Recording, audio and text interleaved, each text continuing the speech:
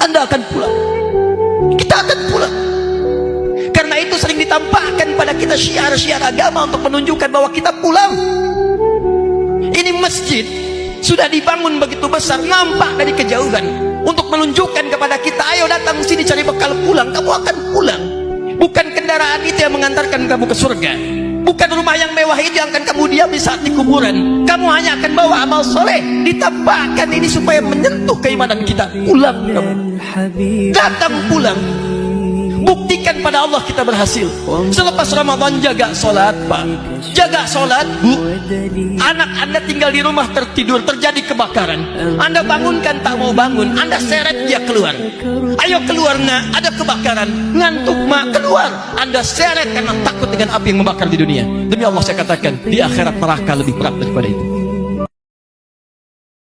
Ada satu doa ketika kita selalu memohon kepada Allah husnul khatimah. Allahumma inni as'aluka husnal khatimah. Memohon kepada Allah husnul khatimah.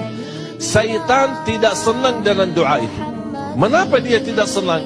Karena kata syaitan ketika kita berdoa memohon husnul khatimah, hadza 'abdun qad fatin.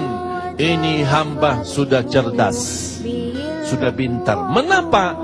Karena permohonan memohon husnul khatimah sebenarnya bukan hanya mati dalam keadaan baik, tapi kita memohon perlindungan Allah supaya syaitan tidak berhasil menggoda kita ketika kita menghadapi sakratul maut. Sekali-sekali main ke kuburan, supaya Anda tahu tempat berpulang Anda cuma segitu tuh, cuma 2 meter, cuma 3 meter. Sekarang Anda luaskan urusan dunia, Anda nggak punya perbekalan sampai ke akhir. Silahkan main-main, silahkan. Bikin tertawa, dan suatu saat Anda akan ditertawakan oleh orang lain. Silakan. Dua Anda yang senang ngobrol-ngobrol, cuman kumpul, cuman ngobrol, gak jelas yang dibicarakan, cuman kumpul-kumpul bicara ini itu, gak ada maknanya, gak ada manfaatnya, cuman kumpul-kumpul aja, cuman ngobrol-ngobrol aja. Nih lahun namanya, gak ada nilainya. Anda gak punya nilai sisi Allah Subhanahu Wa Taala. Dan uniknya ada orang-orang yang menikmati itu, dan dia bahagia dengan itu. Allah sebutkan itu ada, itu pasti terjadi dalam kehidupan. Demi Allah saya katakan, ada yang menikmati permainan, ada. Ada yang menikmati yang seperti ini yang gak ada manfaat, banyak. Dari perempuan sampai laki-laki. Berapa banyak perempuan kumpul-kumpul cuma untuk ngobrolin orang. Terlampau mahal kata-kata kita, hanya untuk membahas sesuatu yang tidak bermanfaat. Orang yang punya bekal itu, dia sabar itu, nanti di akhir sakaratul mautnya, dia tampakkan semua hasil pekerjaannya, sampai hatinya merasa tenang. Jadi gak terasa, tidur aja. Ya ayyatuhan nafsul mutmainnah, ditarik, tenang, tidur, selesai. Tinggal dia jumpai Allah di akhirat nanti, mendapatkan hasil dari apa yang dia kerjakan. Sesiapa yang melangkahkan kaki kanan dan kirinya ke dalam syurga, ketahuilah dia takkan keluar selama-lamanya daripada syurga. Dalam syurga selama-lamanya sampai bila? Selepas 1 bilion tahun duduk dalam syurga, tuan-tuan pun tanya Allah, ya Allah, dah 1 bilion tahun sampai bila? Allah Ta'ala kata selama-lamanya. Kemudian lagi 1 bilion tahun. Selepas 2 bilion tahun, tuan-tuan pergi tanya Allah, ya Allah, sudah 2 bilion tahun, kami tak jemu. Kami suka duduk dalam syurga. Sudah 2 bilion tahun, sampai bila? Allah Ta'ala kata selama-lamanya. 3 bilion tahun, 10 bilion tahun, 100 bilion tahun, sampai bila? Kalaulah duduk dalam syurga selama-lamanya pun membuatkan kita berfikir sampai bila, apatah lagi mereka yang mati dalam keadaan bukan Islam, duduk dalam neraka wal'iyadzubillah selama-lamanya. Selalulah kalian bersolawat kepada Nabi Muhammad, karena sesungguhnya solawat kalian kepada Nabi Muhammad tidak akan pernah ditolak oleh Allah dalam kondisi apapun. Amal ibadah manusia yang lain seperti sholat, membaca Al-Quran, haji dan umrah, puasa Ramadan, bainal qabuli wa raddiha, bisa diterima, bisa tidak.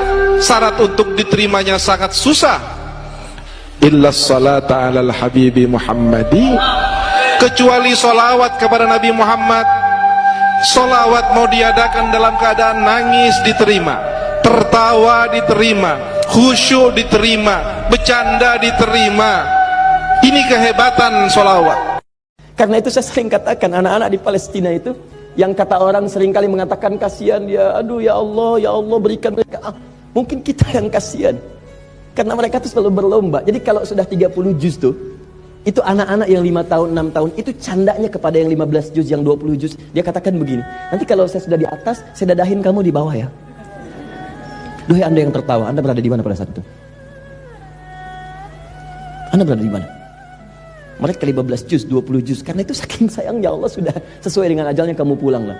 Kamu di dunia itu capek. Roti 1 dibagi 16. Mau minum airnya diracun, bersihkan dulu. Kamu cepat pulang, ayo. Bekal kamu cukup, ahli Quran. Sudah hafal 30 juz. Amalan kamu banyak. Surga Firdaus untukmu. Ayo. Pulang. Hidayat belum cukup. Dia mesti beramal. Mesti beramal. Mesti beramal. Maka teman-teman, jangan main-main. Siapkan. Sehari itu punya program. Kan 1 huruf loh, bukan 1 ayat, 1 huruf.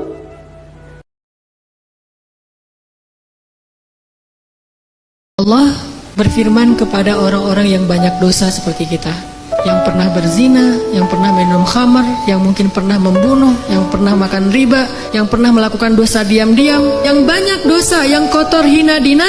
Allah bilang, ya ibadi, hambaku, gitu. Lembutnya panggilan Allah kepada kita. Allah nggak manggil, wahai manusia, wahai pendosa, wahai orang yang hina.